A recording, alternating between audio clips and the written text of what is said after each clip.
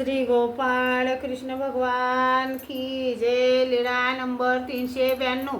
सोम पर्वाला सारंग पंडिताच्या पूजेचा स्वीकार। एके दिवशी सोमवती अमावस्या आली। मग सारंग पंडिताने भक्तजनासहित उपाराची तयारी केली। कोथिंबीर वगैरे घेतली, केशर टाकून चंदन उघडले, फुलांच्या माळा गुंफल्या, भक्तजनांसाठी प्रत्येकी एक एक विडा केला।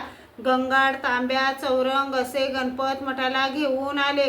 बाईसांच्या हातात सर्व पदार्थ दिले। मग स्वतः घागर घेतली, पाणी आणले, आंघोळीसाठी पाणी ठेवले, लोकांना बोंब दिली आणि पर्वकाळ सुरू झाला म्हणून सारंग पंडित सर्वज्ञांना आंघोळीपूर्वी नेसायचे वस्त्र द्यायला गेले।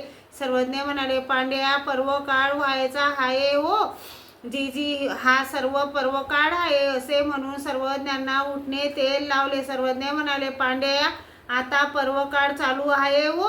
मग विहिरीच्या पायऱ्याच्या बाजूला असलेल्या ओट्यावर चौरंग ठेवला, सर्वज्ञांना आंघोळ घातली। सारंग पंडितांनी मोरीत बोडा दिला आणि पाणी कोंडले, त्या पाण्याने सारंग पंडिताने आंघोळ केली। भक्तजनांनी दुसऱ्या पाण्याने आंघोळी केल्या, कुंड्यात पाणी साचले। प्रथम सारंग पंडिताने आंघोळ केली, नंतर उमाईसाने आंघोळ केली, चौरंग पुसला, सर्वज्ञांसाठी आसन रचले, सर्वज्ञ आसनावर बसले, सर्वज्ञांच्या कपाळी आडवे चंदन लावले, गळ्यात माळा घातली, सर्वज्ञांची चांगली पूजा केली, मंगळारती धूपारती झाली, भक्तजनांना प्रत्येकी एक एक माळ घातली, विडा समर्पित केला। त्यावेळी उमाईसाला झोप लागली होती, ती झोपेतून उठली व रडू लागली, मला उठवले नाही। सारंग पंडित म्हणाले, तुम्ही स्वतः का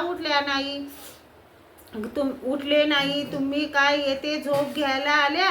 सर्वज्ञ म्हणाले, पांड्या, हिला का रुसवले हो जी, ही तर अशी रुसत आहे, तर मग ही काय येथे झोपायला आली आणि वरून अवसराला चुकली म्हणते, अवसर पाहिला असता की? सर्वज्ञ म्हणाले, बाई, आलेला आळस दूर करायला पाहिजे की, आपले एवढे पुण्य अंतरले ना। मग सर्वज्ञ बाईसाला म्हणाले, बाई, हिला माळ द्या।